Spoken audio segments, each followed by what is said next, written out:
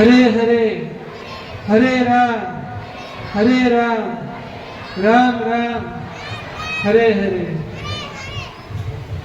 तो मुझे बहुत आनंद की अनुभूति हो रही है यहाँ पर आकर। और मैं पहली बार, व्यक्तिगत रूप से पहली बार रामलीला उत्सव में भाग लेने के लिए मैं आया हूँ।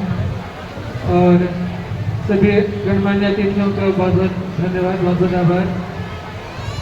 विशेष रूप से चंद्रकांत प्रभु जी का बहुत बहुत आभार, मुझे यहाँ पर बुलाया। तो और ये भारतवर्ष की हमारी परंपरा रही है,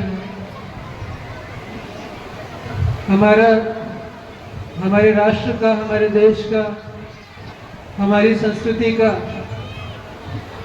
हमारे धर्म का जो प्राण है, जो लाइफ लाइन है, वो प्रभु श्री रामचंद्र जी का चरित्र है।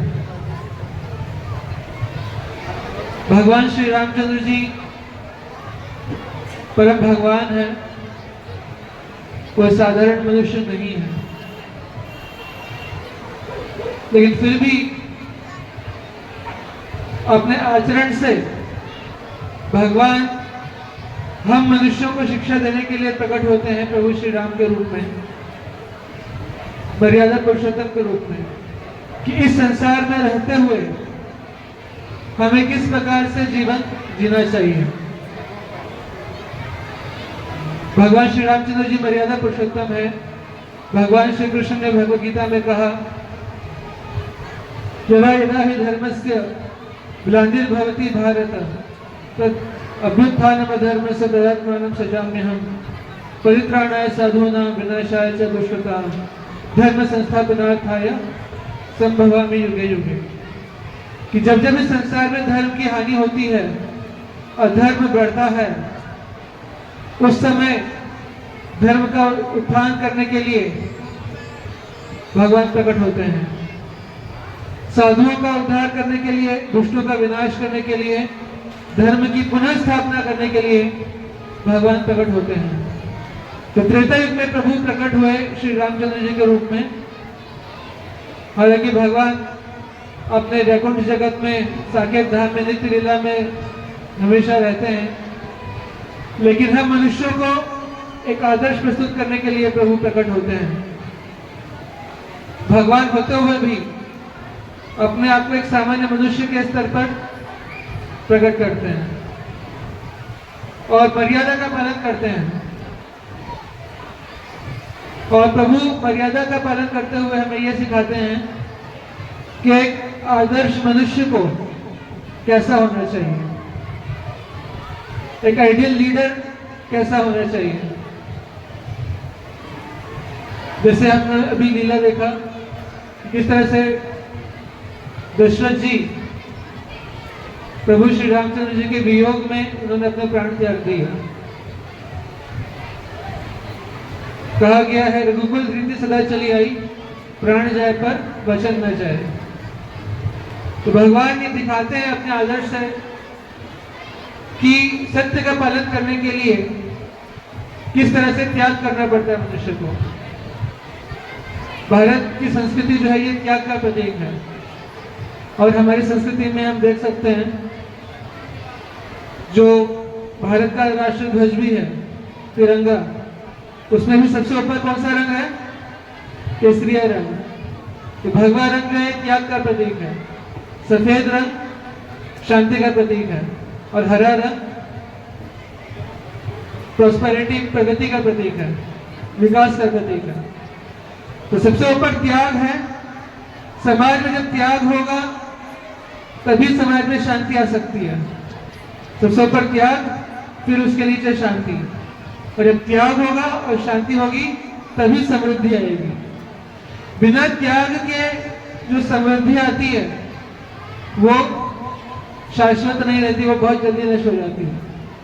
कई सारी सभ्यताएं जो है वो इसका प्रमाण है। तो भगवान स्वयं जो है वो त्याग का आदर्श प्रस्तुत करते हैं।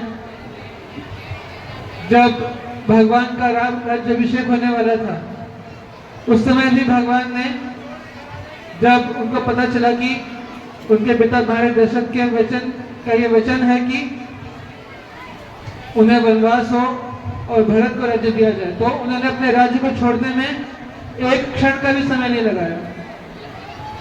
उन्होंने त्याग प्रकट किया और सत्य की रक्षा के लिए, धर्म की रक्षा के लिए उन्होंने त्याग किया। तो एक आदर्श पुरुष को कैसा होना चाहिए, एक आदर्श पुत्र को कैसा होना चाहिए, एक आदर्श राजा कैसा होना चाहिए, एक आदर्श भाई कैसा होना चाहिए, एक आदर्श पति कैसा होना चाहिए, ये प्रभु श्री रामचंद्र जी के चरित्र से हम सीखते हैं। और एक आदर्श पत्नी को कैसा होना चाहिए, ये हमें सीता जी के चरित्र से सीखने को मिलता है। सीता जी चाहती तो उनको तो कोई वनवास नहीं हुआ था, वनवास तो रामचंद्र जी को हुआ था, और सारे लोग उनसे ये कह रहे थे कि आप रुक जाइए, आपको वनवास में जाने की कोई जरूरत नहीं है। लेकिन फिर भी उन्होंने अपने पति का अनुसरण किया, उनका अनुगमन किया। ये नहीं सोचा कि अरे मेरा क्या होगा, मेरी क्या गलती है, मुझे क्यों वनवास में जाना है, मैं तो अपने पिता के घर जाती हूँ, आराम से रहूंगी वहां पर। अपने पति के निर्धन होने के बाद भी, राज्य से अलग होने के बाद भी, राज्य से निकाला होने के बाद भी, वनवास होने के बाद भी सीता जी ने अपने पति का साथ नहीं छोड़ा। उसी तरह से एक छोटा भाई कैसा होना चाहिए, लक्ष्मण की तरह। उन्होंने भी अपने सुख का त्याग किया अपने भ्राता, अपने बड़े भाई प्रभु श्री राम के लिए। क्यों? सिर्फ इसलिए नहीं कि राम उनके बड़े भाई थे, बल्कि इसलिए क्योंकि राम जो है वो सत्य के मार्ग पर चलते थे। तो लक्ष्मण के आदर्श पर हमें चलना चाहिए, हर छोटे भाई को चलना चाहिए। आजकल समाज में हम देखते लोग रावण और कुंभकर्ण को भी, उनका भी आदर्श मानते हैं कई बार, जो कि बहुत गलत है। कई लोग कहते हैं कि जैसे शूर्पणखा थी, हर बहन को शूर्पणखा की तरह होना चाहिए और हर भाई को रावण की तरह होना चाहिए। कुछ आसुरी प्रवृत्ति के लोग ये भी कहने लगे आजकल सोशल मीडिया पर। तो ये हम रावण ना बने, हम शूर्पणखा ना बने, हम राम, सीता और लक्ष्मण बनने का प्रयास करें और भरत बनने का प्रयास करें। और सबसे महत्वपूर्ण, प्रभु श्री रामचंद्र जी की सेवा के लिए हम हनुमान बनने का प्रयास करें। तो आगे पूरी लीला बाकी है अभी और बहुत लंबा समय है, तो मैं ज़्यादा समय नहीं लूंगा। तो आप सभी रामलीला का आनंद लें और साथ ही साथ भगवान श्री रामचंद्र जी के चरित्र से भी शिक्षा प्राप्त करें, सीता जी के, लक्ष्मण के, हनुमान जी के चरित्र से शिक्षा प्राप्त करें। और जिस तरह से और भी कई सारे भक्त हुए रामलीला में, जैसे शबरी, केवट, हनुमान जी, जाम्बवन, इनके चरित्र से शिक्षा प्राप्त करें। विभीषण के चरित्र से शिक्षा प्राप्त करें और विभीषण के, हनुमान के, लक्ष्मण के आदर्शों पर चलें, प्रभु श्री रामचंद्र जी के आदर्शों पर चलें, भरत, शत्रुघ्न और सीता के आदर्शों पर चलें। यही हमारा संदेश है। हरे कृष्णा कृष्ण कृष्ण हरे हरे, हरे राम राम राम हरे हरे। बोले जय श्री राम।